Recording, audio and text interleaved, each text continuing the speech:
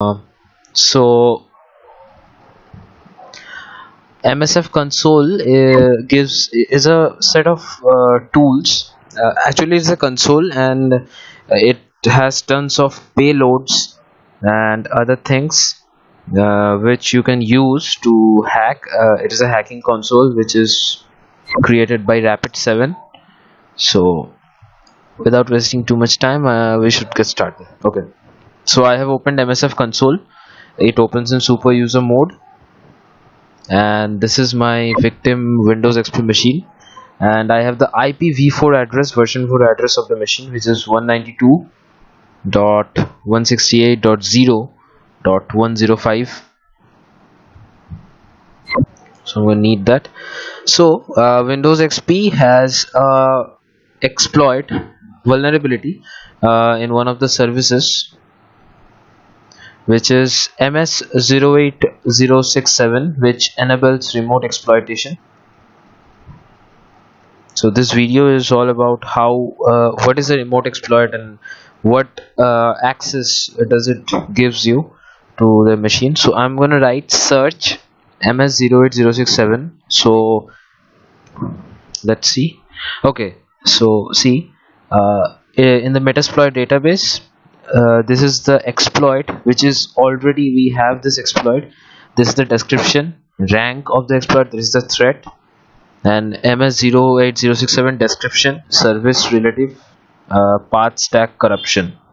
Okay, so we are going to use this module, we are going to use this exploit to hack the Windows XP machine. So let's get started. Okay, so we're going to write use, and we're going to copy and paste simply the exploit name in MSF console. Okay, so this is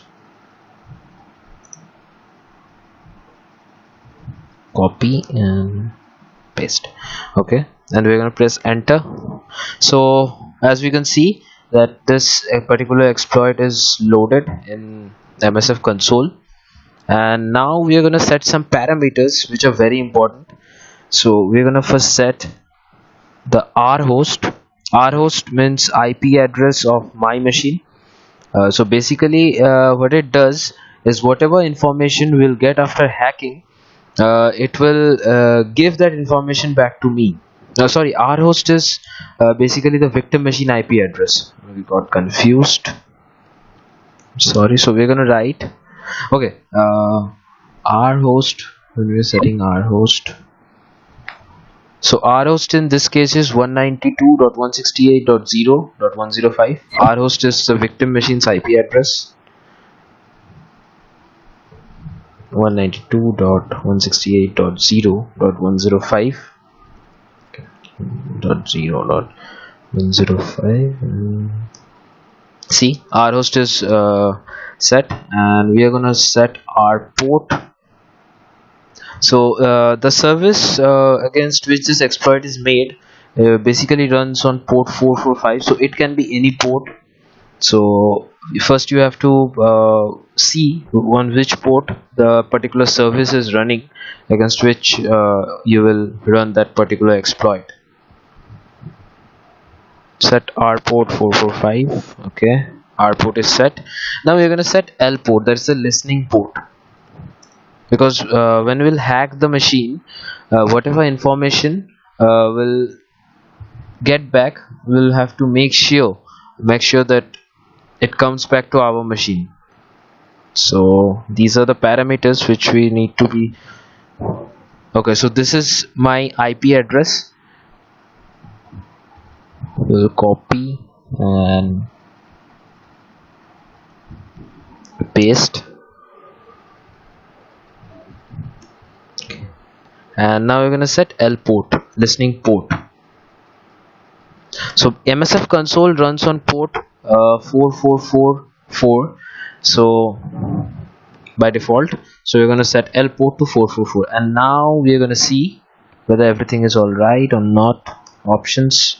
Okay, so R host is this one and R port is this one, so we're ready to go. So we're going to write exploit. Okay, before that we have to set the payload. So payload, in this case I'll be using the Windows Meter reverse GCP.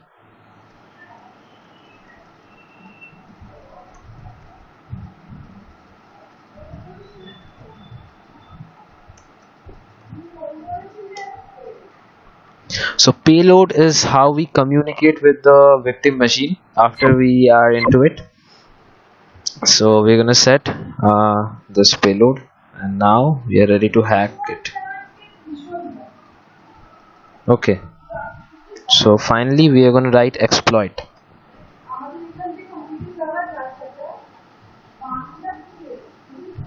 Okay, so the XP machine is hacked, uh, and now we're gonna see what's in it. We're gonna write sysinfo. So this is the way how we are communicating with the machine. Meterpreter is basically a translator. How means command in Linux are different from command in Windows XP. So basically Meterpreter does convert the commands, and we can easily get access to various things.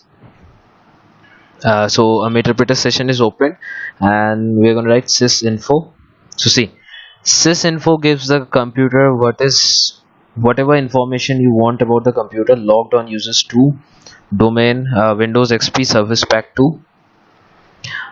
And next we are going to write present working directory. Okay,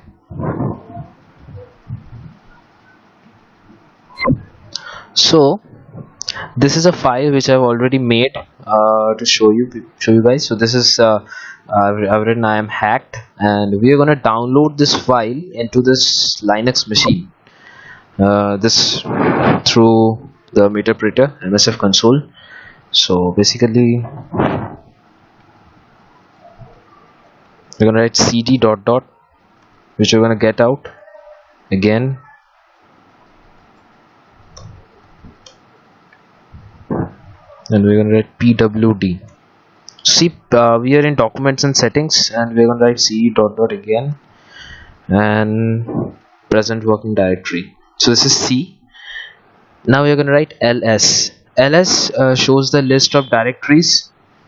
See, this is the list of directories in C drive, and if you want to see the list of hidden files and directories, we're going to write ls hyphen a. So these are the hidden directories. Okay, so basically you can, if you have remote access to the machine, means you're controlling that system from your machine. That is what remote exploit means. So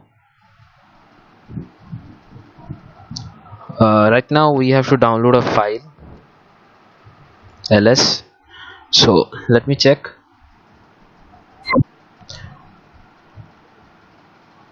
This file is in documents and setting, administrator, and desktop. Okay, so we're gonna write cd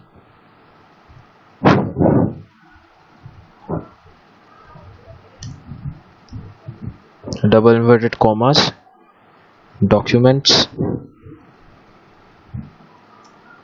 and settings.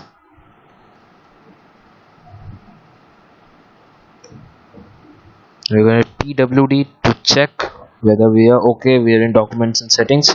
Now let's write ls again. So these are the list of directories in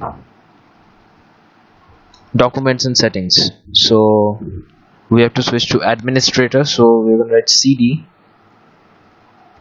double inverted commas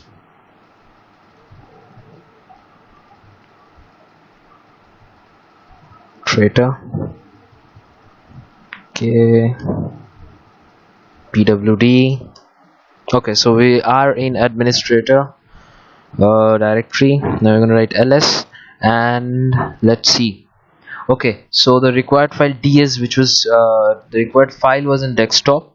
So you can switch to any mode. Like I'm going to switch to desktop cd desktop.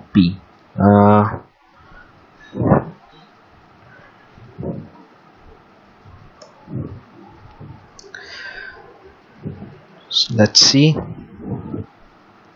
Okay, so this is the file which I was talking about. So we will write download to download the file into the Linux machine.